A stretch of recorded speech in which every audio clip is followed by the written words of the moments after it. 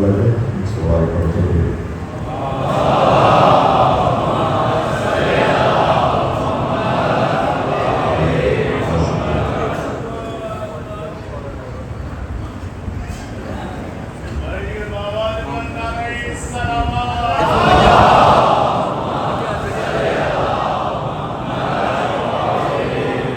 اعوذ باللہ من الشیطان الرجیم بسم اللہ الرحمن الرحیم الحمد للہ الذی لا یبلغ بتحته القائلون ولا يحصي نعماءه العابدون ولا يؤدي حقه المجتهدون الذي ليس لصفته حد محدود ولا نعت موجود ولا وقت معدود ولا أجل ممدود فضل الخلائق بقدرته ونشر الرياح برحمته الصلاة والسلام على الرسول المسدد المصطفى الأمجد المحمود الأحمد سيدنا ومولانا ومولى الكونين جد الحسن والحسين الأعاني والقاسم محمد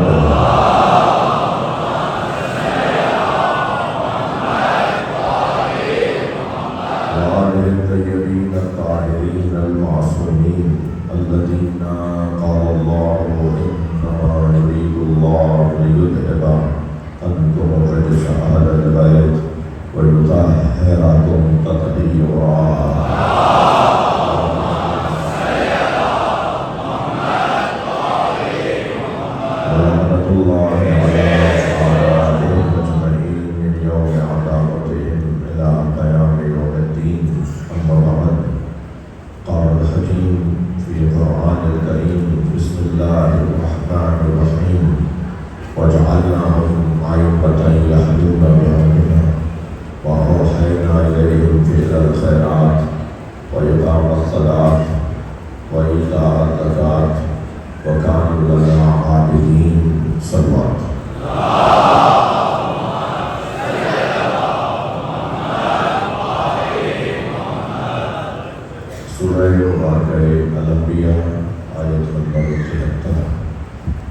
اللہ نے اس کلام میں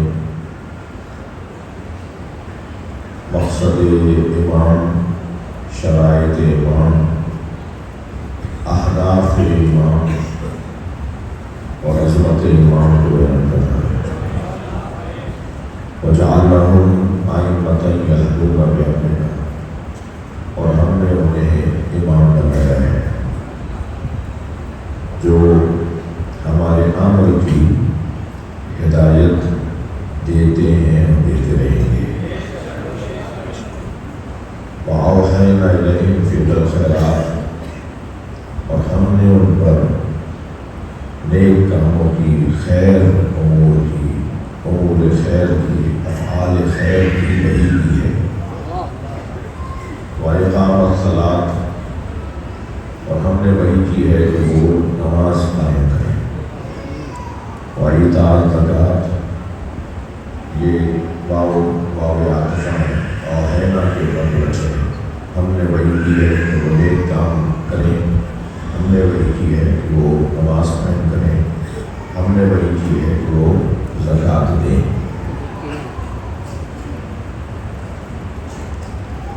وَكَانُوا لَنَا عَابِدِينَ، اور ہیں یہ سب صرف میرے بندے۔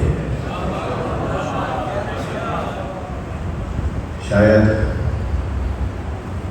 ہم نے کیوں امام بنایا ہے، اس کی علت ہم ان پر نیک کاموں کی وحی کیوں کرتے ہیں، اس کی علت ہم انہیں نماز قائم کرنے کا فریضہ کیوں سونپ رہے ہیں، اس کی علت یہ معاشرے سے فقر کا، نادانی کا خاتمہ کریں گے، ایتاء الزکوٰۃ، اس کی علت یہی ہے کہ کانوا لنا عابدین، یہ صرف اور صرف میرے بندے ہیں۔ جو صرف اور صرف میرا بندہ ہو اس کو یہ ممکن ہے کہ یہ منصب دیے جائے۔ صلوات پڑھ رہا ہوں۔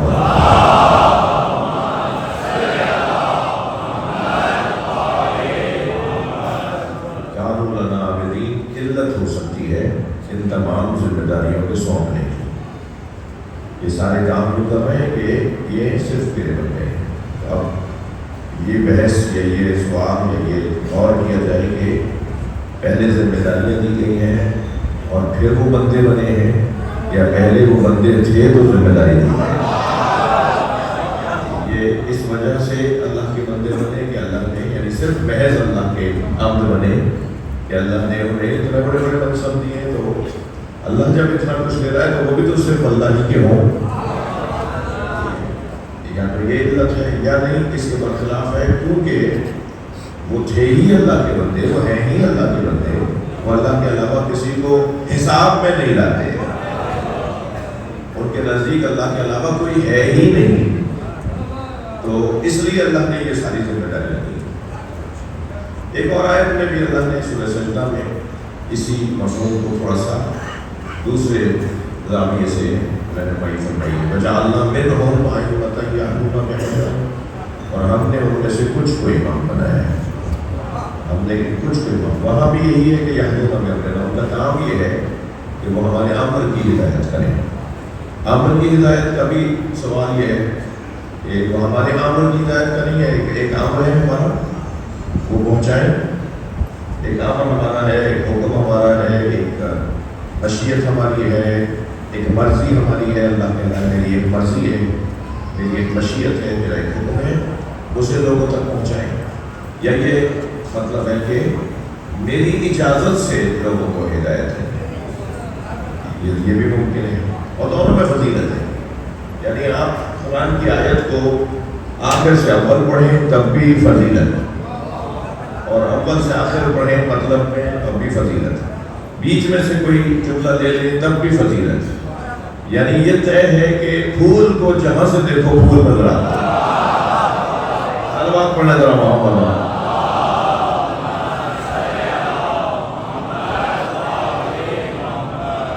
وہاں فرمایا وجعلنا منہم ائمۃ یہدون بامرنا، ہم نے ان میں سے کچھ کو امام بنایا ہے تاکہ وہ ہمارے امر کی ہدایت کریں یا میرے امر سے ہدایت کریں. یعنی میرے حکم سے ہدایت کریں یا میرے حکم کی ہدایت کریں. وہ جو میں چاہتا ہوں وہ پہنچائیں یا میرے چاہنے سے پہنچائیں. جو میں چاہتا رہا وہ پہنچاتے رہیں. یا پہلے سے طے ہے اس کا امر، تو یہ دونوں باتیں ممکن ہیں. اگر پہلے سے طے ہے اللہ کا امر اور وہ پہنچانے والے لوگ ہیں تو اس کا مطلب یہ ہوا کہ یہ مقدرات کو جاننے والے لوگ، یہ لوح محفوظ کو پڑھنے والے لوگ، یہ علم الہی کا مرکز ہے، یہ ایبت و علم اللہ ہے.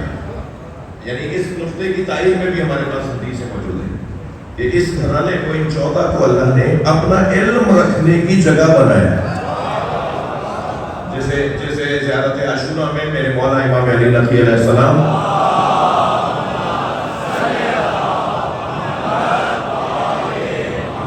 فرماتے ہیں کہ اہل بیت کے مقامات میں سے ایک مقام ہے ایبت و علم اللہ. عربی زبان میں ایبا کہتے ہیں ایک ایسے صندوق کو، ایک ایسی جگہ کو کہ جہاں قیمتی چیزیں رکھی جاتی ہیں. جو آپ آج کے زمانے میں لا تشبیہ، میں تھوڑا سا کیونکہ آپ ہی میں سے ہوگا تو میں ڈر کے بول رہا ہوں کہ بعد میں کہتے ہیں کہ مولانا نے کیا کہہ دیا. تو وہ آپ تجوری، لاکر، اب میں نہیں کہہ رہا، میں صرف بچوں کے ذہن تعریف کرنے کے لیے کہ جہاں قیمتی چیزیں رکھی جاتی ہیں اس جگہ کو عربی میں کہتے ہیں ایبا. ایبا ایبا علم اللہ. اللہ جہاں اپنا علم رکھتا ہے اور اللہ کہتا ہے انہیں لکھنا پڑھنا نہیں آتا. سلوات پڑھیں تو محمد.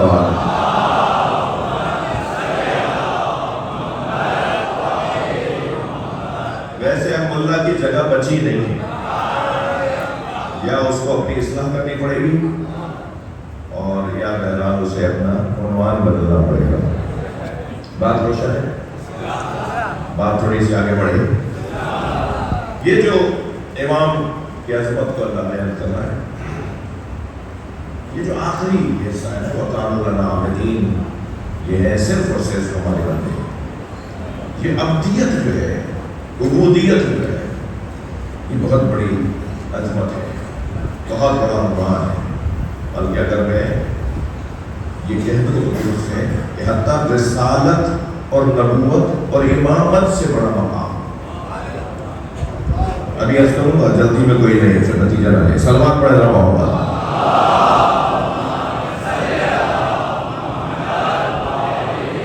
جو مقام عبدیت ہے، یہ مقام عبدیت، مقام رسالت، مقام نبوت، مقام امامت، ان سارے مقامات کی روح ہے. اگر ایک مقام رسالت کا ہے، ایک مقام نبوت کا ہے، ایک مقام امامت کا ہے، اس کی اصل اور روح کیا ہے، اس کی جان کیا ہے؟ وہ ہے عبدیت. زیادہ دور نہیں جائیے، روزانہ میری بات کو آپ روزانہ دہراتے ہیں. یعنی جو میں کہہ رہا ہوں اس کو میں نہیں کہہ رہا، میں نقل کر رہا ہوں. میں اپنی بات نہیں کر رہا، نقل کر رہا ہوں. ایک مطلب کو نقل کر رہا ہوں، ایک مفہوم، ایک معرفت کی بات کو نقل کر رہا ہوں. اسے روزانہ آپ دہراتے ہیں. اشہد ان محمدً عبدہ ورسولہ. میں گواہی دیتا ہوں محمد تیرے اس کے بندے ہیں اور رسول ہیں. یہ پہلے عبدیت کا تذکرہ کر کے بتا رہے ہیں کہ رسالت سے بڑا مقام عبدیت کا. اگر اب بھی تسلی نہ ہوئی ہو کسی دوست کو ایک اور دلیل دوں گا. صلوات پڑھیں محمد وآلہ.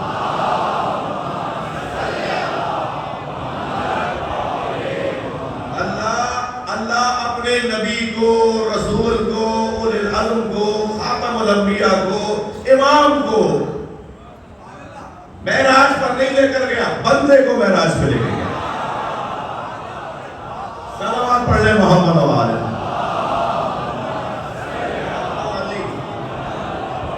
میں ایک طرف زیادہ دیکھ کے کر رہا ہوں. یہاں حافظ قرآن تشریف فرما ہے تو لطف آتا ہے جب آدمی ان مفاہیم قرآنی کو بیان کرے اور حافظ قرآن یا مفسر قرآن یا قرآن کے طالب علم بیٹھے ہوں. یہ سبحان الذی اسریٰ بعبدہ، بابرکت ہے وہ ذات جس نے سیر کرائی اپنے بندے کو. بندے کو سیر کرا، رسول کو تو نہیں کروا رہا، یعنی رسول کے رشتے سے تو نہیں کروا رہا، نبوت کے رشتے سے تو نہیں کروا رہا. ہمارے نبی تو نبی امام بھی ہیں، امامت کے رشتے سے نہیں کروا رہا، وہ عبدیت کے رشتے سے سیر کروا رہا. میں اپنے محترم سننے والوں کی ذہن مبارک میں ایک اور ہدیہ دوں. جب وہاں سے یہاں کا سفر ہو تو اسے رسالت کہا جاتا ہے، اور جب یہاں سے وہاں کا سفر ہو تو اسے عبدیت کہا جاتا ہے. صلوات پڑھ لیں محمد وآلہ.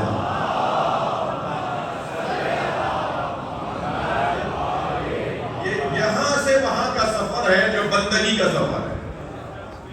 اب اللہ نے اسے رسول بنایا ہے جو پہلے بندہ تھا، یا اللہ نے بندہ ہونے کی وجہ سے رسول بنایا، یا وہ رسول بن کر بندے بنے؟ میرا عقیدہ یہ ہے کہ وہ پہلے بندے تھے، وہ اللہ کے عبد محض تھے، ان کے نزدیک اللہ کے علاوہ کچھ نہیں ہے.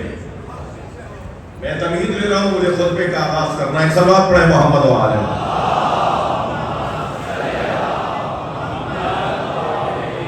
یہ گھرانہ، یہ 14 کے 14 صرف اور صرف اللہ کے بندے ہیں، عبد محض ہے، الہی مطلق کے بندے ہیں. میں مولانا اسحاق صاحب کی خدمت میں گیا فیصل آباد میں. مولانا اسحاق بہت سارے لوگوں نے ان کے لیے بھی رحلت فرما چکے. میں ان سے ملنے جایا کرتا تھا، مجھے دولت کا دیکھا متعدد مرتبہ گیا. تو میں نے ان سے کہا کہ ہم ائمہ اہل بیت کی، مولا علی کی، اور پھر اسی ترتیب میں مولا کی بالترتیب مولا کے بعد جو ان کی غوثیہ ہیں، ان کے جانشین ہیں، ان کی جگہ آنے والے ہمارے رہنما ہیں، ان سب کو ہم خلیفہ بلا فصل مانتے ہیں. اس میں بڑی سیر حاصل، بڑی خوبصورت گفتگو میں، باتوں میں، پیغامات میں، نظام میں انہوں نے یہ بات کی کہ اولیاء الہی کے مکاشفات میں سے چھوٹی چھوٹی چیزیں اللہ دکھاتا ہے پہلے ولیوں کو، تاکہ ان کا ایمان اور مضبوط ہوتا جائے. پھر آہستہ آہستہ میں اور بڑی چیز دکھاتا ہے، جسے مکاشفہ کہتے ہیں. تھک تو نہیں رہے، جسے مکاشفہ کہتے ہیں، جسے حجابوں کا ہٹنا کہتے ہیں، جسے فنا فی اللہ ہونے کی منزلیں کہتے ہیں. پہلے وہ چھوٹی چھوٹی چیزیں دکھاتا ہے، آنکھیں کھولتا ہے، جو چیزیں سب نہیں دیکھ رہے ہوتے وہ دیکھ رہے ہوتے ہیں، اور پھر بڑی بڑی چیزیں دکھاتا ہے. اور پھر جب بہت اچھی عظمت اور مقام ہوتا کرتا ہے کسی ولی کو تو پھر عرش دکھاتا ہے. اور جب عرش دکھاتا ہے اپنا تو پھر عرش پہ جو چیز نظر آتی ہے وہ کہنے لگے، فرمانے لگے کہ اولیاء کے ہاں اب یہ تفصیل تشریح کچھ میری اس میں شامل ہے، ممکن ہے بعد میں کوئی کلپ بن جائے تو ان کے بیٹے ہی رابطے کرنے کے لیے مولانا نہیں کرتا، مشکل ہے نا، تو یہ اس میں تشریحات میری شامل ہے، مفہوم ان کا ہے۔ اور پھر جب وہ کیفیت ہوتی ہے کہ جب عرش دکھاتا ہے خاص ولیوں کو تو وہاں پر عرش کے گرد 14 کرسیاں لگی ہوئی، عرش کے گرد 14 کرسیاں لگی ہوئی۔ اچھا ہے کہ ایک سنی عالم کا بیان ہے، صلوات پڑھیں محمد وآلہ۔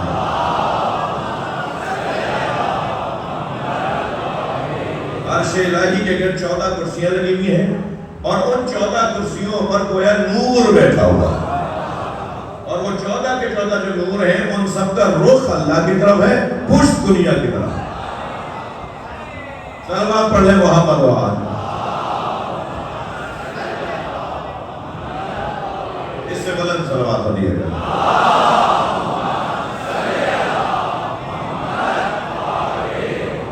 اب یہ جو کیفیت ہے یہ وہ ابدیت کا مقام ہے، مقام عبودیت ہے،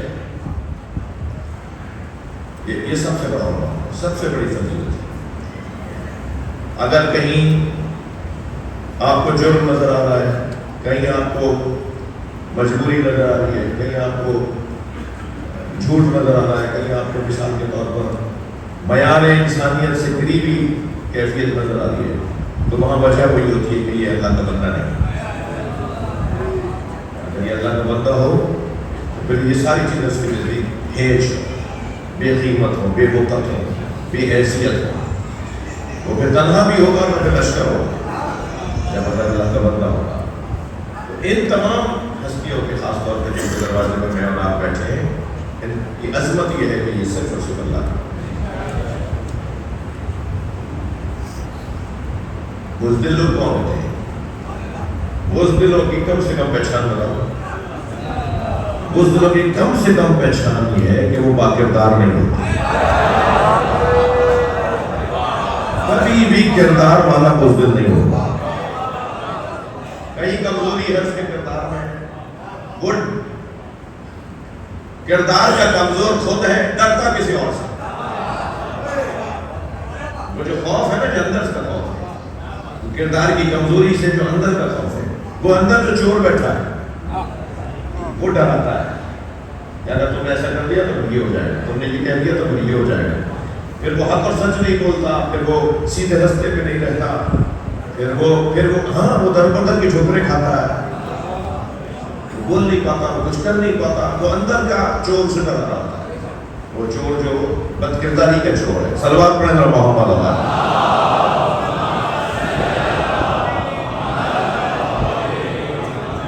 یہ جو کردار ہے، میں اب جا رہا ہوں اس بات کی طرف، اپنے مقدمے کو ایک اور منزل میں لے کر آیا ہوں کہ یہ جو کردار بد کرداری کا چور ہے، یہ انسان کو بزدل بنا دیتا ہے، یہ انسان کو کنجوس بنا دیتا ہے، ناراض نہیں ہوئیے گا، نہ ہوئیے گا، یہ انسان کو بے غیرت بنا دیتا ہے۔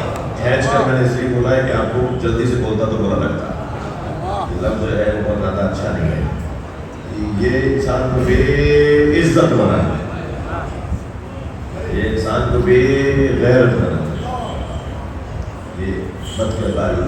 اب اگر یہ ہے، یہ نفسیاتی گفتگو کر رہا ہوں، اس میں تو کوئی سنی شیعہ کا کہ ہندو مسلم کا بھی مسئلہ نہیں ہے، سارے ایک جیسے ہی ہے نا سر، یعنی اس کیفیت میں تو ایک جیسے نہیں ہے۔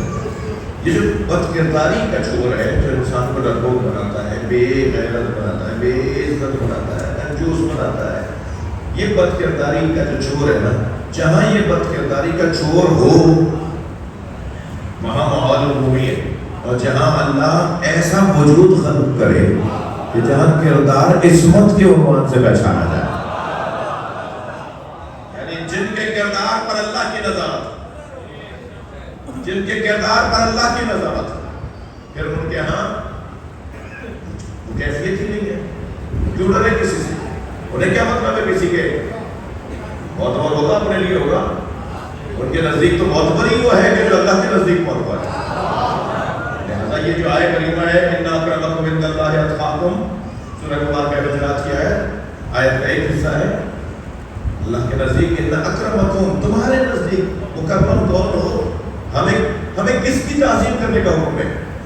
مہنگے کپڑے والے کو، بڑی گاڑی والے کو، اچھے مکان والے کو، لمبے چوڑے کو، بڑے افسر کو، کسی وزیر کو، کسی کو بھی کس کا اکرام کریں؟ کوئی قانون ہے؟ کوئی قاعدہ ہے؟ ہم کس کا اکرام کریں، کس کی تعظیم کریں، کس کا احترام کریں؟ کوئی قاعدہ قانون ہے؟ پہلے تو یہ سوال ہے بچوں سے، جوان سے، کوئی قاعدہ قانون ہے؟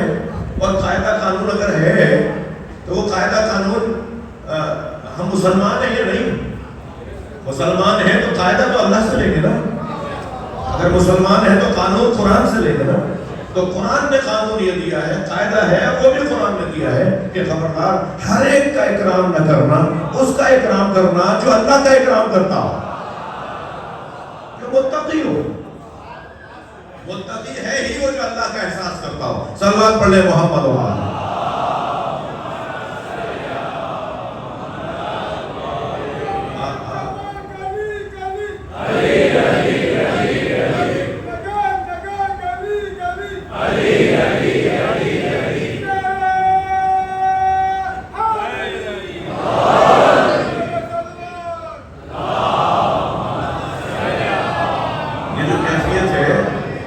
کیفیت اگر کہیں کمال پر نظر آتی ہے، عروج پر نظر آتی ہے، اس کیفیت کی اگر معراج دیکھنی ہو تو ان 14 کو دیکھیں. یہ کیا عصمت کا پہرا ہے، اللہ کی نظارت ہے ان کے وجود پر. انما یرید اللہ لیذھب عنکم الرجس ہے. اللہ کا ارادہ یہ ہے کہ برائی کو آپ سے دور رکھے،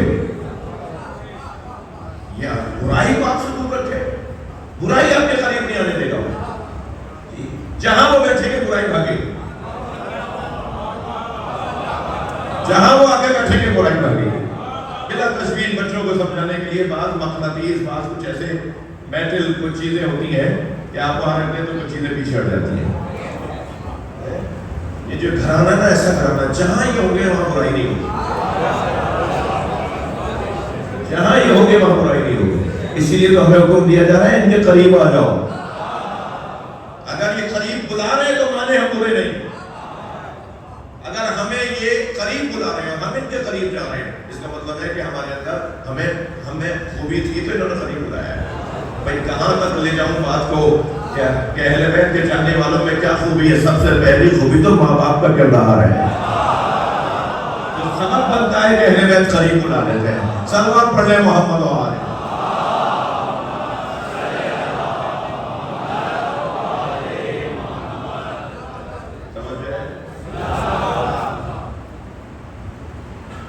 اس قاعدے پر، اس قانون پر اگر کوئی 100% پورا اترتا ہے تو انبیاء کے بعد ائمہ اہل بیت یعنی چاہتا معصوم. یہ ہمارا عقیدہ ہے. اس کے بعد اس کے بعد دلائل بھی موجود ہے.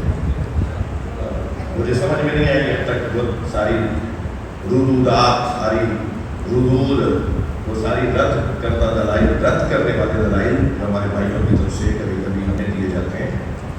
شیعوں کی گمراہی کی ایک دلیل یہ ہے کہ اپنے اماموں کو یہ معصوم مانتے ہیں. شیعہ اپنے امام ائمہ کو معصوم مانتے ہیں. میں مناظرے کا پابند بھی نہیں ہوں، یعنی میں چاہتا بھی نہیں ہوتا تھا. مربجہ مناظرے کی بات کروں، مربجہ مناظرہ ہے، اس میں تو سامنے والے کو کسی طرح سے کسی ایک جملے میں شرمندہ کرتے ہیں تو نعرہ لگ جاتا ہے اور مناظرہ جیت لیتے ہیں. جبکہ کیا معلوم اس وقت میں اس کے ذہن میں جملہ نہیں آیا، وہ دلیل نہیں آئی. یہ دلیل تو نہیں ہے کہ اس وقت میں اگر وہ جواب نہیں دے پایا، جملہ اس سے بن نہیں پایا تو آپ نے نعرہ لگا کر اس کو کرا دیا. یہ مناظرہ مربجہ مناظرہ یہ پسندیدہ نہیں ہے. جی مناظرہ تو یہ کہ بھائی میں آپ کو سمجھنا چاہتا ہوں، آپ مجھے سمجھیں. کیا معلوم ایک بات میری آپ سمجھ رہے ہیں اور کیا معلوم دو بات میں آپ کی سمجھیں. پہلے نیت تو پاک کرو، پہلے ہدف تو روشن کرو. کسی کو ذکر کرنا، کسی کو شرمندہ کرنا، کسی کو ہرا دینا اور اس بنیاد کے اوپر بڑے بڑے فتوحات کا عنوان دینا، یہ معقول نہیں ہے. اس میں سوائے دوریوں کے اور کوئی مقصد نہیں. اور جو اس انداز سے کاغذی محل بنتے ہیں نا، وہ پھر تیز ہوا سے، ہلکی ہوا سے بھی گر جاتے ہیں. تو کاغذی محل نہیں بناتے، پکے محل بناتے، دلیلوں کے بنیاد. اب جو ہمارے بارے میں آپ تو نہیں ہے، اب جو ہمارے بارے میں کہ صحابی اپنے ائمہ کو معصوم کو رد کرنے کی بات کرتے ہیں، سوائے زور سے بولنے کے، سوائے یہ جملہ بولنے کے کہ وہ اپنے ائمہ کو معصوم مانتے ہیں. معصوم تو نہیں ہے وہ، یہ تو گمراہ ہے شیعہ حضرات. میں کہتا ہوں یہی تو ہماری حقانیت کی دلیل ہے. ہم اپنے ائمہ کو معصوم مانتے ہیں، ہم اپنے ائمہ کو معصوم مانتے ہیں. دلائل کا ایک سمندر ہے، دلائل کا ایک سیلاب ہے. جب اللہ نے کہہ دیا انتم الرجس اہل البیت، اہل بیت میں تم سے ہر رجس کو دور رکھوں گا، تو کیا جھوٹ رجس نہیں ہے؟ کیا گناہ رجس نہیں ہے؟ کیا غیبت رجس نہیں ہے؟ کیا کپڑوں میں لگنے والی نجاست کو رجس کہا جاتا ہے؟ کیا روح پہ لگنے والی نجاست نجاست نہیں ہے؟ کیا ذہن پہ لگنے والی نجاست نجاست نہیں ہے؟ کیا سوچ پر لگنے والی نجاست نجاست نہیں ہے؟ جب یہاں مطلق رجس ہے تو رجس تو روحانی بھی ہے اور مادی اور ظاہری بھی ہے. جب اللہ نے کہہ دیا کہ میں ہر طرح کی برائی سے تمہیں دور رکھوں گا، آپ اس پہ بحث کیجئے کہ اہل بیت ہے کون؟ ہمیں نہیں کوئی ٹینشن کہ آپ ازواج کو شامل کر لیں، ہمیں نہیں ہے کوئی ٹینشن، آپ ازواج کو شامل کر لیں، مگر اہل بیت 5 کو نکال نہیں پائیں گے. صلوات پڑھیں ذرا محمد و آلہ.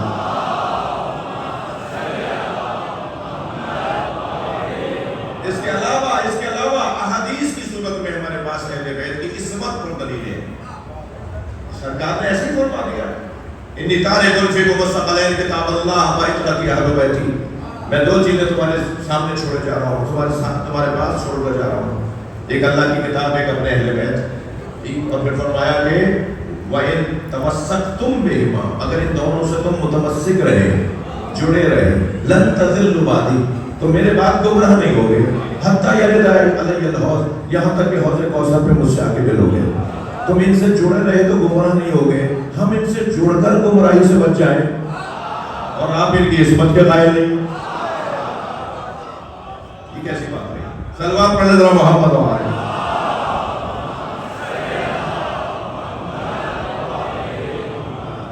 دلائل کی مقدار بہت زیادہ ہے. روشن بات ہے کہ کردار ہے جو انسان کو بہادر بناتا ہے، اور کردار یہاں 2 طرح کے. یہ اسی آیت تفسیر کے اندر جو سورہ احزاب کی آیت ہے، اس کے اندر جو شروع ہو رہی ہے نا آیت، وہ نبی کی زوجاؤں سے بات شروع ہو رہی ہے.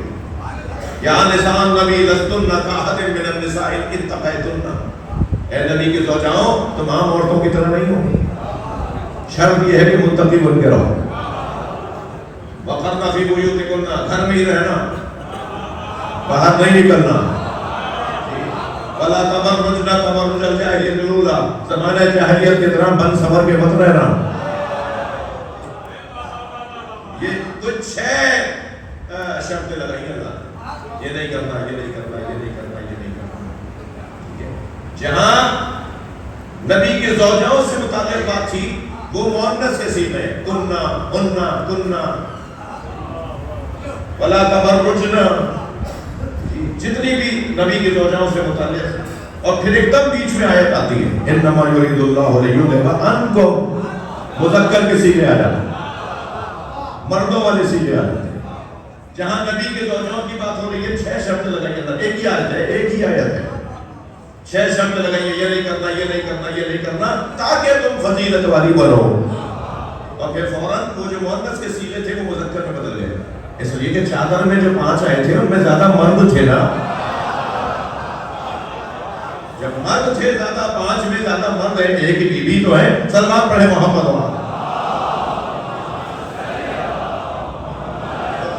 وہ مذکر کے سیغے شروع ہو گئے، مؤنث کے سیغے تھے جب تک کہ بیویوں سے بات ہو رہی تھی، اور مذکر کے سیغے شروع ہو گئے یعنی مردوں کے لیے جو عربی میں ضمیر استعمال کی جاتی ہے، جہاں مرد زیادہ آ گئے، نبی مرد، امام حسن، امام حسین، مولا علی.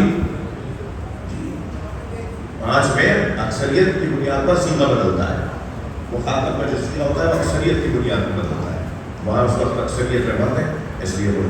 اور پھر وہاں کہہ رہے ہیں، اللہ کہہ رہا ہے کہ تم یہ کام نہیں کرنا، یہ نہیں کرنا، یہ نہیں کرنا. اور جب بات آئی مذکر مردوں کی یعنی بجتن کی، تو کہا کہ اللہ کا ارادہ ہے تم سے برائیوں کو ایسے دور رکھے، تمہیں ایسا پاک رکھے جیسا پاک رکھنے کا حق ہے. وہاں اگر مگر ان من نہیں ہے. سلمان پڑھنے محمد و آلہ.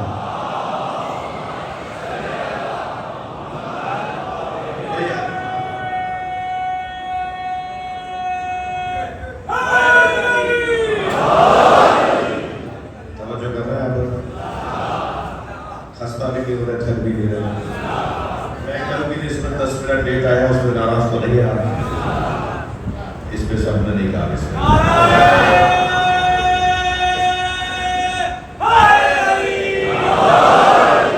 مسافرت میں تھا، دور گیا تھا، آپ سب کی سلام.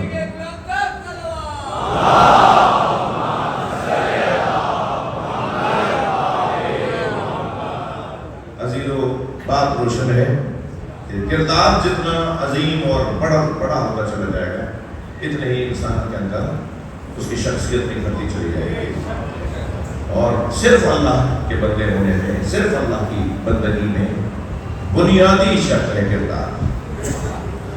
جتنا کردار بلند ہوگا اتنا ہی ثابت کر پائیں گے کردار، ورنہ قدم قدم پر شیطان کی بندگی، اپنے جیسوں کی بندگی، بلکہ اپنے سے پست لوگوں کی بندگی، انہیں موصل حقیقی ماننا، انہیں علت حقیقی ماننا، یہ انسان کی بالکل دنیا سب ہے. اب اس کمال کے لوگ، اس فضیلت کے لوگ کہ جن کے ہاں عصمت پائی جاتی ہو، جن کے کردار میں نظارت اللہ کی ہو، ان کے ہاں پھر ابدیت اس درجے کی ہوگی، اس کیفیت کی ہوگی. لہذا اچھا جتنے ہوتا ہے، آپ میں سے جو ڈاکٹر حضرات تشریف فرمائے ہیں، وہ جو آپ کے سامنے آپ کے عزیزوں میں، آپ کے دوستوں میں کوئی طبی اصولوں کے خلاف بات کر رہا ہوتا ہے، کوئی کام کر رہا ہوتا ہے جو طبی اصولوں کے خلاف کام ہوتا ہے، تو کسی اور سے زیادہ آپ کو تکلیف ہوگی. کیا کر رہا ہے؟ اسے ٹوکتے ہیں کیا کر رہا ہے؟ یہ کیوں کھا دیا؟ یہ کیوں استعمال کر لیا؟ یہ باہر کی چیز کیوں کھا لی؟ مثال ہر باہر کی چیز پوری نہیں ہے، میرے مراد ہے کہ جو اس اصول صحت کے خلاف سب سے زیادہ کسے تکلیف ہوتی ہے؟ ڈاکٹر کو. ڈاکٹر سب سے زیادہ تکلیف میں آتا ہے. اسی طرح جو بہادر لوگ ہوتے ہیں نا، بزدلوں سے چھڑ رہے ہوتے ہیں. ان کے دوستوں میں اگر کوئی ہوتا ہے نا کمزور دل، کیسے آدمی ہو، ڈرتے کیوں ہو؟ وہ چاہتا ہے کہ وہ بھی بہادر ہو. ایسے جو عالم ہوتے ہیں، دانشور ہوتے ہیں، پڑھے لکھے لوگ ہوتے ہیں، وہ پوری کوشش کرتے ہیں ان کے بچے پڑھیں، ان کے متعلق جوان پڑھیں. اور اگر جوانی کا کوئی دوران یا گزر گیا ہے اور عمر بڑھ گئی ہے تب بھی کہتے ہیں کیا مشکل ہے، اب بھی پڑھ سکتے ہو. ان کی ساری توجہ اس پر ہوتی ہے کسی طرح یہ ہمارا عزیز پڑھا لکھا ہو جائے. ایسا ہی ہے جو اللہ کا عبد محض ہو، جو اللہ کا عبد محض ہو، وہ کب چاہے گا اس کے چاہنے والے دوسروں کے غلام بنے. وہ کب چاہے گا کہ اس کے اپنے نام لینے والے کسی اور کی عبدیت کر رہے ہیں. اگر اس گھرانے کے نزدیک قرب حاصل کرنا ہے، صلوات پڑھیں محمد وآلہ.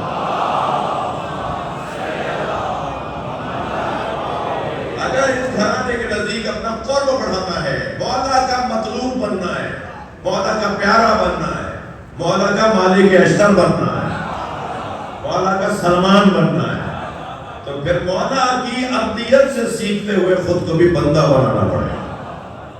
یہ عبدیت کے مقام پر جتنا میں شدید اور کیفیت میں بہتر ہوتا چلا جاؤں گا، اتنا جہاں اللہ کی عبدیت میری بڑھ رہی ہوگی، اتنا ہی میں مولائی بھی زیادہ ہوتا چلا جاؤں گا.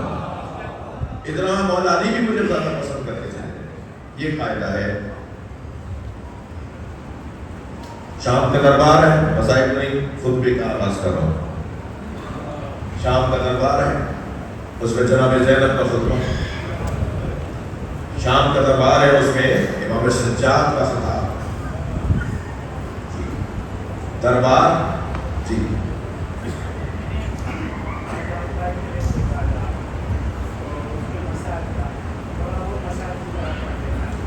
کیا تھا؟ مدینے سے رخصت ہوتے وقت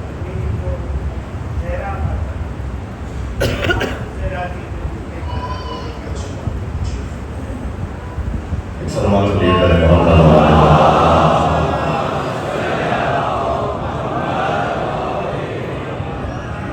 بات روشن ہے، بات آگے بڑھے. شام کا دربار، کوفے کا دربار، ایسی کیفیت کہ آپ اسیر ہیں، کٹے ہوئے سر سامنے ہیں، خاندان اور وہ بھی سیدانیاں، بیویاں، ان کی تشہیر ہو رہی ہے، ان کی بے ادبی ہو رہی ہے.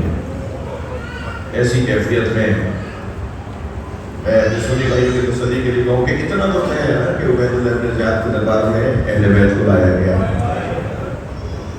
آپ ابھی ابھی اپنے حیدرآباد کی کچہری میں جاتے ہوئے 6 دفعہ سوچتے ہیں بیت اللہ گئے تاریخوں میں ہے، اور پھر یزید کے دربار میں لایا گیا، بیت کو لایا گیا، حتیٰ جناب زینب نے خطبے میں فرمایا شام کے دربار میں یزید تیری عورتیں تو پردے میں بیٹھی ہیں، اور جن کے اوپر عصمت کا پردہ اور حجاب آیا، جنہوں نے پردہ سکھایا، انہیں تو بغیر پردے کے کھڑا کیا ہوا، یہ سارے ذمہ داری ہیں۔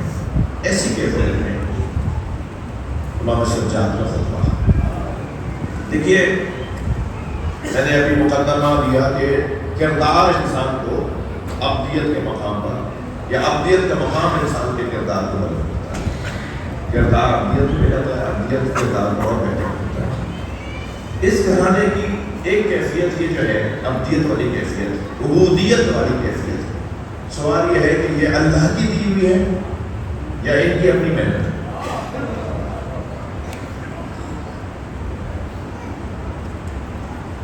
ان کی اپنی محنت ہے بتوفیق الہی۔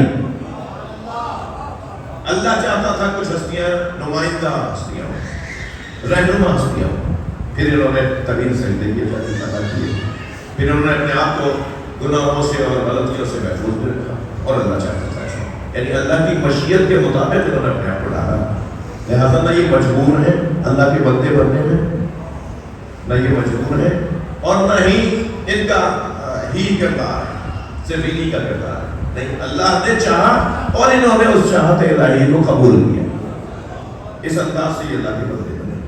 اب ایسی شخصیت ایک جانب تو یہ اللہ کی عطا، دوسری جانب عزیزان گرامی اس مقام کے لیے، اس کیفیت کے لیے اللہ کی طرف سے، اس کیفیت کے لیے اللہ کی طرف سے کچھ کمالات انہیں دیے جائیں گے، کچھ سجاوٹیں دی جائیں گی، کچھ سجاوٹیں دی جائیں گی، ان میں سے ایک سجاوٹ ہے فصاحت اور بلاغت،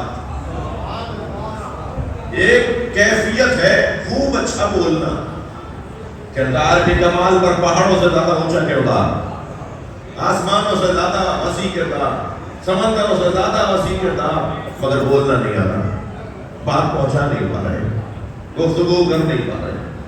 بڑے بڑے آپ نے عالم دیکھے ہوں گے، عالم تو بہت اچھے تھے مگر مجلس نہیں پڑھ پاتے تھے، خطاب نہیں کر پاتے تھے، درس نہیں دے پاتے تھے، لکھوا لیجیے ان سے کوئی ٹوٹے پھوٹے الفاظ میں ان سے نصیحت لے لیجیے، مگر وہ بول نہیں پاتے تھے۔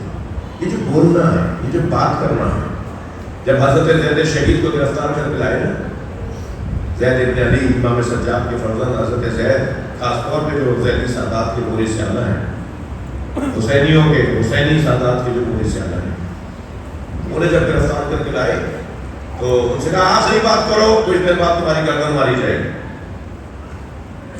تو انہوں نے مولا کے فضائل پڑھنا شروع کر دیا، مولا علی کے فضائل۔ تو اس ظالم نے کہا کہ میں نے تم سے کہا تھا آخری خواہش، کہا ہماری اول خواہش بھی علی ہے، ہماری آخری خواہش بھی علی ہے۔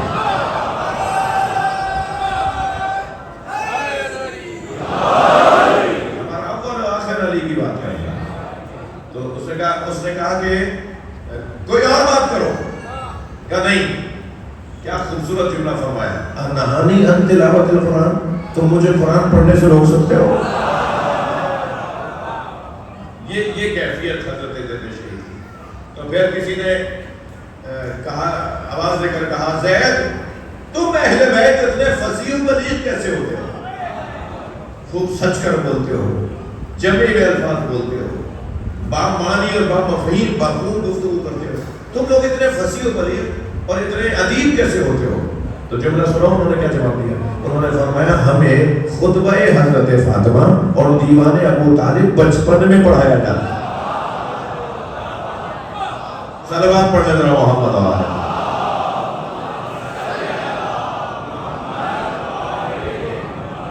اور مولا امام صادق علیہ السلام کا فرمان ہے،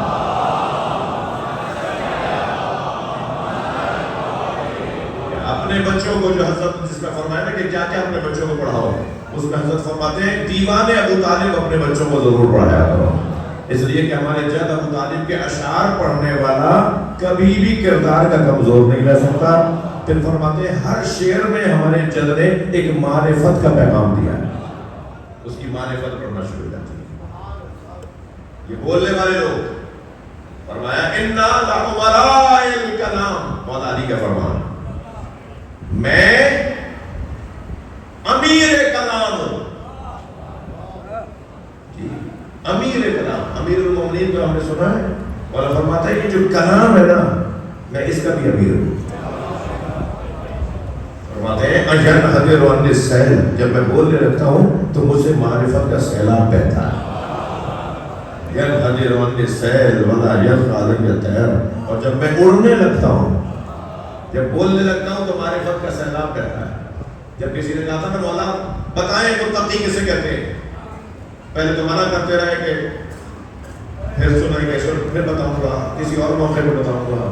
اس نے اصرار کیا تو آپ نے ایک آیت پڑھ کر خاموشی کیا. اس نے نہیں بولا کچھ اور فرمائے متقی کسے کہتے ہیں، تو آپ نے خود بنی 110 صفتیں متقین کی. فی البدی رتھم، قافیے والے جملے، ہر جملے کے بعد دوسرا جملہ قافیے والا، سجے ہوئے الفاظ.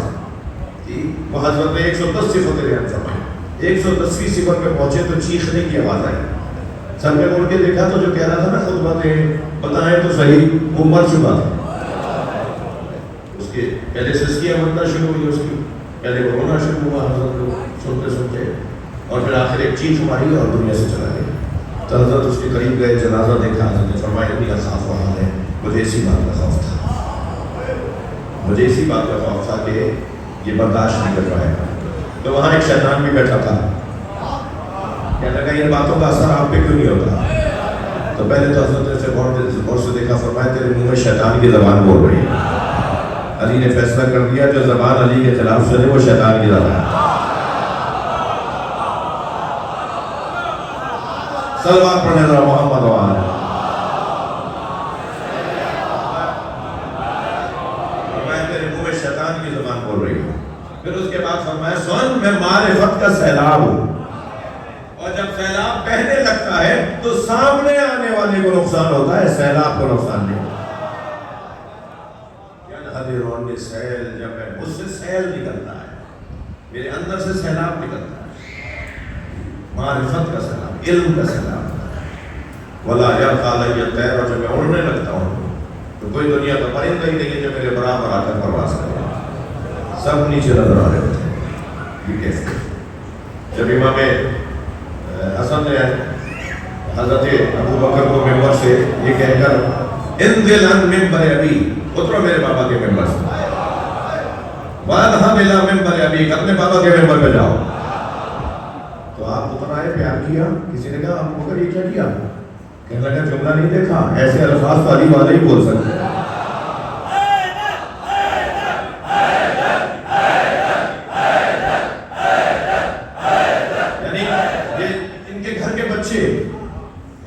کم سن اس کیفیت میں بات کر رہے ہو. تو طے ہے کہ بولنا، بات کو سجا کر پیش کرنا، یعنی بات کو خوبصورتی سے پیش کرنا، فصاحت کے ساتھ بات کرنا، بلاغت کے ساتھ بولنا. پہلے تسلی دیجئے آپ تھک نہیں رہے. میں یہی ایک تعریف اور بھی کرتا چلوں کہ فصاحت اور ہے، بلاغت اور ہے. یہ امراء کا نام ہے، یہ فصیح بھی ہے اور بلیغ بھی ہے. فصاحت کا لفظ استعمال ہوتا ہے جملوں کی اچھائی کی بنیاد پر. خوبصورت جملوں کو کہتے ہیں فصاحت، اور ان خوبصورت جملوں کے برتنے کو کہتے ہیں بلاغت. بھائی شاعر حضرات، ادیب حضرات ذرا توجہ بڑھائیں. فصاحت خوبصورت جملے، اور ان اچھے اچھے پیارے پیارے میٹھے میٹھے سجے ہوئے جملوں کو برتنا، استعمال کرنا. کہاں بولنا ہے کہاں نہیں بولنا. ہر اچھا جملہ ہر جگہ نہیں بولا جائے گا. مثال میں نے کہیں دی ہے کہ دسترخوان لگا ہوا ہو اور آپ مہمانوں سے کہہ رہے ہو کہ تناول فرمائیے، دہن خوش ذائقہ فرمائیے، ذرا اس غذا پہ بھی توجہ ہو، یہ بھی بڑی محنت سے بنا ہے. کتنے اچھے جملے ہیں یہ والے جملے. کھانا کھلانے والے کی طرف سے، میزبان کی طرف سے کتنے اچھے جملے ہیں مہمان کے لیے. مگر یہی جملے ماہ رمضان میں 2 بجے دن دسترخوان لگا کے کوئی بولے. تو فصاحت تو ہے، بلاغت نہیں ہے. یہ جانتے ہیں کہ جملے کیسے بول رہے ہیں، اور یہ بھی جانتے ہیں کہ کون سا جملہ کہاں بولنا ہے. یہ بھی جانتے ہیں. اب جب آواز آ رہی ہے عبید اللہ ابن زیاد کی، کیفا سنے اللہ میں کہ زینب دیکھا اللہ نے تمہارے ساتھ کیا کیا. تو بولنے والے کی بیٹی ہے, مجھے رسوا کر کے چھوڑے گی. جب کہتا ہے دیکھا زینب تمہارے ساتھ اللہ نے کیا کیا, تو آپ دیکھیں عمراء الکلام مولا علی فرما رہے ہیں میں کلام کا امیر ہوں. ان کی بیٹی جناب زینب نے کیا جواب دیا؟ فوراً بیٹی نے فرمایا ما رأیت الا جمیلا, ہم نے تو اللہ کو جمال کے علاوہ خوبصورتی کے علاوہ دیکھا ہی نہیں. صلوات پڑھ لیں محمد وآلہ.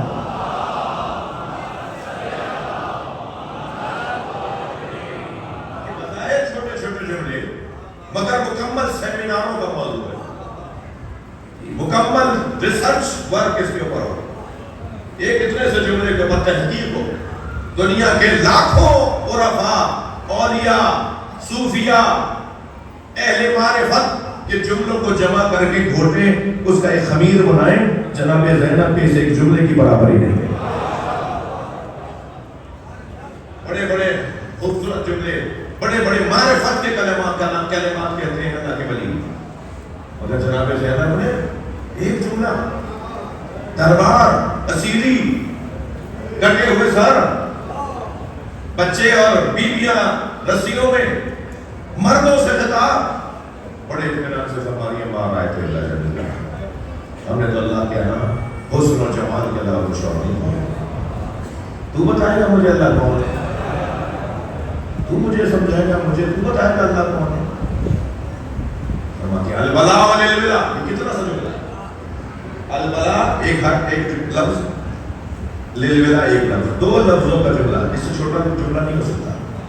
جملہ کم سے کم دو لفظوں سے بنتا ہے, ایک لفظ کا جملہ نہیں ہوتا.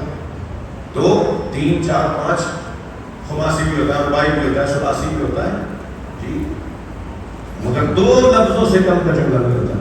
فرماتی ہیں البلاء والولا, بلائیں, مصیبتیں, پریشانیاں محبت کی وجہ سے آتی.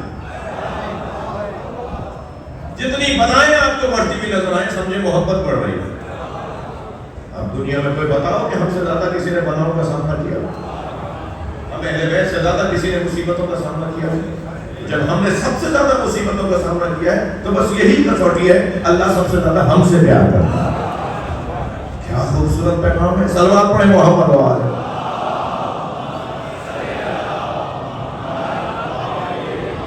بتائیے دو جملے ہیں, بتائیے دو لفظ ہیں, ایک جملہ ہے. یہ بولنے والا کرانا, ایک جملے میں سب کچھ. کل گفتگو آگے بڑھے گی, امام کے خطبے کو کوشش کریں گے سمجھیں, آپ کے الفاظ پر غور کریں. دربار کا شام کا دربار, بندہ بنایا گیا کہ کربلا کی گزارش سنو. یزید تخت پہ بیٹھا ہے, 600 سے زیادہ کرسی نشین بیٹھے, اور کل عرض کروں گا کہ ان کرسی پہ بیٹھنے والوں میں سے کچھ کو تو پتہ ہی نہیں تھا کہ ہمیں آج جو ڈنر ہے, آج جو لنچ ہے, آج جو تقریب ہے, اس میں ہمیں بلایا کیوں ہے. سرکار نے بلایا, ریاست نے بلایا, اسٹیٹ نے بلایا, اور کہا ہے کہ بہت بڑی کامیابی حاصل ہوئی ہے, اس کے اوپر انعامات بٹیں گے. کامیابی پانے والوں کو گفٹ دیے جائیں گے, شاباش دی جائے گی, اور جن سے جیتے ہیں انہیں بھی لا کے دکھایا جائے گا کہ ہم نے ہرایا کسے ہیں.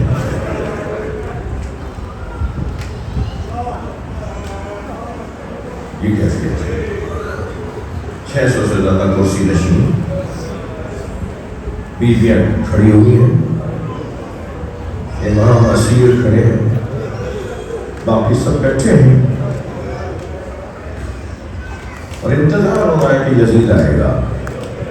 تب تقریب شروع ہوگی.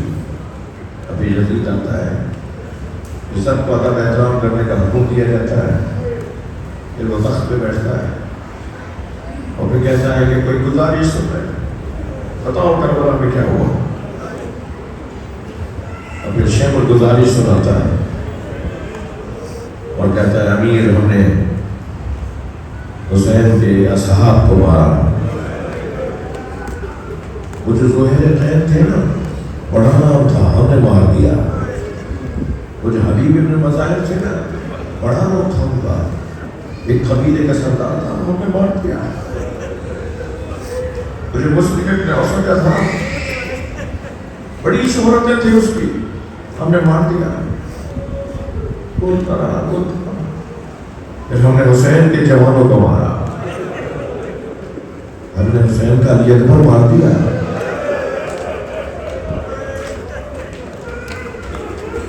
اسی جملے پر کچھ دیر کے بعد جب امام سجاد سے کہنے لگا تمہارا نام کیا ہے؟ امام نے فرمایا علی. بتایا نا علی کو تو مار دیا. امام نے فرمایا علی بن حسین کا بھی تو بتایا، علی بن حسین کو مار دیا. تو میرا بھائی تھا. جب وہ جو چھوٹا بچہ تھا تب وہ بھی علی بن حسین تھا. تب وہ بڑا بھائی بھی علی بن حسین، تم بھی علی بن حسین، وہ چھوٹا بچہ بھی علی بن حسین.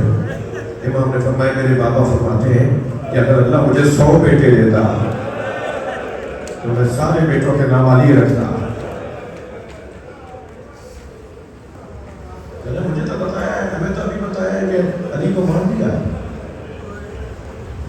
کہتا ہے ہم نے پھر حسین کے علی اکبر کو مارا، علی اکبر کو مارا. جناب ام لیلہ بھی کھڑی تھی نا، کہتے ہم نے حسین کے قاسم کو مارا. حسین آخر میں ایک چھوٹا بچہ لے کر آئے، ہم نے اس بچے کے گلے پہ بھی تیر مار دیا.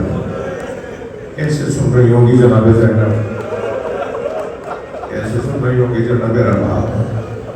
ایک مرتبہ اس نے کہا ہم نے پھر حسین کو پیاسا کر کے مارا. جیسے اس نے کہا ہم نے حسین کو پیاسا کر کے مارا تو بیویوں کے حلقے سے جناب زینب کی آواز آئی. اجرکم اللہ، آپ کی آوازیں بلند ہیں، جن کے مذہب میں رونا جائز ہے وہ تکلف کر کے نہ رونا. اجرکم اللہ، دعوت ہے. بیویوں کے حلقے سے جناب زینب کی آواز آئی. اس کو ایھا القاذب ابن القاذب، خاموش.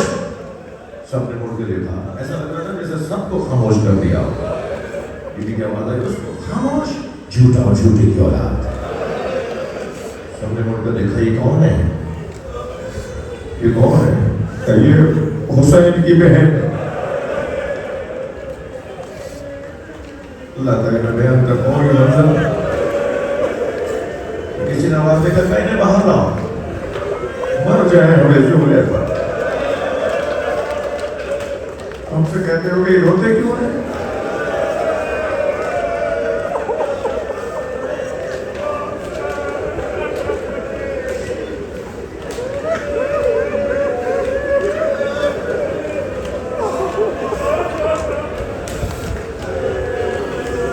سرائکی میں زیادہ رونے والے کو کیا کہتے ہیں؟ زیادہ بہن کرنے والے کو. ایک بزرگ شخص تھے پنجاب میں، سرائکی علاقے میں، یعنی ملتان کی طرف. وہ کچھ مدت کے بعد مجلس میں جب مسائل ہوتے تھے تو ایسے ہوتے تھے کہ ساتھ بیٹھنے والے وہاں رہنے والوں کو، وہاں بیٹھے ہوں کو ایسا ہوتا تھا شاید ہی مر جائیں گے. ان کا یہ رونا کہاں سے شروع ہوا؟ کہنے لگے کہ میں ایک بازار سے گزر رہا تھا، اور بازار، پرانے جو بازار ہوتے ہیں نا آپ کے حیدرآباد میں بھی تنگ گلیاں، پرانے شہروں میں تنگ گلیوں والے بازار.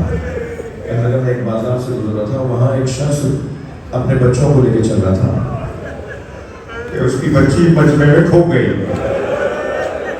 وہ جو بازار کا رش ہوتا ہے نا، وہ ہاتھ سے چھوڑ کے، ہاتھ چھوڑ کے وہ کہیں پر لوگوں میں چلی گئی. تو وہ آواز لگا رہا تھا زینب کہاں ہو؟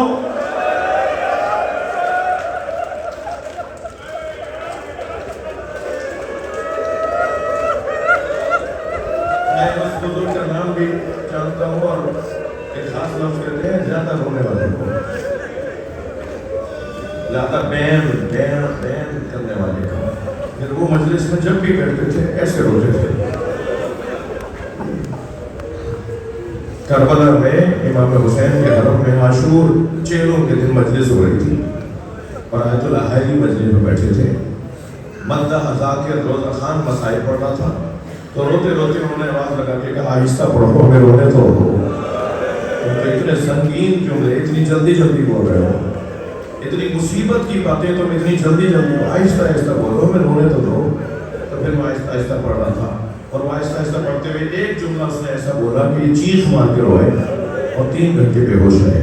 और वो जुमला ये था, ज़ाकिर ने पढ़ा कि शाम के दरवाजे पे आवाज़ लगाई गई, दरबार शाम के दरवाजे पर आवाज़ लगाई गई, ज़ैनब को दरबार में लाया जाए। खानदानी लोग बैठे हैं, खास तौर पे सादात,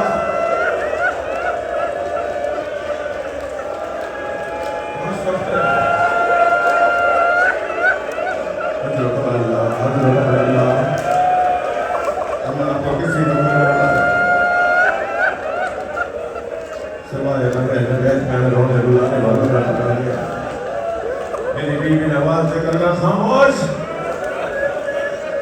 गाड़ी से बाहर लेकर आओ। तो सिपाही बाहर लाने के लिए आगे बढ़े तो जनाब फिजा ने अपने हाथ फैला दिए। फरमाया मैंने इसकी माँ से वादा किया था, मैं ज़हरा के बच्चों की हिफाजत करूंगी। अजब नहीं, जनाब फिजा ने कहा पहले ही बहुत शर्मिंदा हो, कहाँ बचा नहीं पाई। तो सिपाहियों ने एक ताजियाना हजरत फिजा को मारा, दूसरा मारने का मौका नहीं आया, इसलिए कि उन्होंने हबशी गुलामों का आवाज देकर कहा तुम्हारी गैरत को क्या हुआ है, तुम्हारी कबीले की औरत पे हाथ उठाया जा रहा है। कुछ हबशी गुलाम वहां मौजूद थे, वो तलवारें खींचने लगे और आवाजें उठने लगी, यजीद रोको इन्हें, रोको इन्हें, कोई अब हाथ न उठाए। मैं अब रोने वालों से पूछूं उस वक्त जनाब ज़ैनब का क्या हाल हुआ होगा। आपने शाम के दरबार से मदीना रुख किया होगा, आवाज देकर कहा होगा अस्सलामु अलैका या रसूल अल्लाह। ना कोई नहीं है इस भरे दरबार में जो ये कहे ये नबी की नवासी है। ज़ैनब जहां हो वहीं से बात करो, खुद बात हो, बोलो क्या कहना चाहती हो। जनाब ज़ैनब ने वहाँ से फिर खुतबा इरशाद फरमाया, उसके चंद जुमले सुन लीजिए। मेरे भाई की जो ख्वाहिश है वो फिर किसी और दिल के अंदर हो, एक कैफियत होती है। मैं इनसे सिर्फ इतना कहूँगा, अगर जनाब ज़हरा के दरवाजा पर गिरता तो करबला में खैमे न जलते, अगर जनाब ज़हरा को भरे दरबार से खाली ना लौटाया होता तो फिर जनाब ज़हरा की बच्चियों को बाजारों में ना लाया गया होता। मेरी बीवी ने खुद पर इरशाद फरमाया ये झूठ कह रहा है, इन आखिर हुसैन ला यतरुक फिल कूफा इल्ला वफीहा बाकिन व बाकिया। मेरे भाई हुसैन ने कूफे में कोई घर नहीं छोड़ा जहाँ जनाजा न भेजा। ये कह रहा है मेरे भाई को प्यासा करके मारा, तन्हा करके मारा। मेरे भाई ने इनके हर खानदान में मैयत भेजी है। मेरे प्यासे भाई ने, मेरे तन्हा भाई ने इतने लोगों को जहन्नुम रसीद किया है। मेरे भाई ने कोई कूफे में घर नहीं छोड़ा जहाँ मैयत न भेजी हो। मेरा भाई प्यासा था, मेरा भाई कुछ देर के लिए अपने बच्चों के जनाजों में मसरूफ था, मगर मेरे भाई ने अपनी गैरत को, अपनी अब्दियत को, अपने विकार को, अपने मयार को आखिर तक पहुँचाया। फिर ये कहकर जनाब ज़ैनब ने कुछ देर के लिए सांस लिया और फिर हज़रत ने फरमाया या यज़ीद जितनी चाले तू चल सकता है चल, जितनी साजिशें तू कर सकता है कर, मगर तू हमसे वो शरफ नहीं छीन सकता जो कुरान और नबूवत की सूरत में अल्लाह ने हमारे घर को अता किया है। एक मर्तबा जनाब ज़ैनब ने रोना शुरू किया तो यज़ीद की आवाज़ आई, ज़ैनब बताओ सबसे बड़ी मुसीबत तुमने क्या दे दी। ये तकलीफ देने वाली बात थी ना कि जनाब ज़ैनब बताएंगी अली अकबर के सीने पे वर्शी, बीबी फरमाएंगी कासिम के बदन पे दौड़ते घोड़े, बीबी फरमाएंगी अब्बास के कटे हुए बाजू, बीबी फरमाएंगी एक टीले पे खड़े होकर भाई के गर्दन पे चलता खंजर, मैंने अपने भाई के बदन पे दौड़ते घोड़े देखे। کیا کہیں گی جناب زینب؟ کہنے لگا بتاؤ سب سے بڑی مصیبت تم نے کیا دیکھی؟ تو جناب زینب نے فرمایا زینب پر سب سے بڑی مصیبت یہ ہے کہ تجھ جیسے سے بات کر رہا ہے، اس سے بڑی مصیبت